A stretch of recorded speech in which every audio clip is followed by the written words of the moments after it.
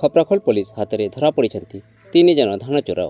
ସୂଚନା ଅନୁସାରେ ବଲାଙ୍ଗୀର ଜିଲ୍ଲା ବେଲପଡ଼ା ଅଞ୍ଚଳର ଜଣେ ମିଲରଙ୍କ ଧାନ ଗାଡ଼ିଟି ଅପରାହ୍ନ 3ଟା ସମୟରେ ଖପ୍ରାଖୋଲ ଅଞ୍ଚଳର ଧାନ ମଣ୍ଡିରୁ ଆଣୁଥିବା ବେଳେ ହରିଶଙ୍କର ଛକଠାରେ 2 ଜଣ ଚୋର କିଛି ଧାନ ବସ୍ତା ଚୋରି କରି ନେଇଥିବା ବେଳେ ଗତ 29 ତାରିଖ ଦିନ ରାତିରେ ବେଲପଡ଼ା ଥାନା ବେଲପଡ଼ା ଗାଁର ଡ୍ରାଇଭର ଖପ୍ରାଖୋଲ ଥାନାରେ ଅଭିଯୋଗ କରିଥିଲେ।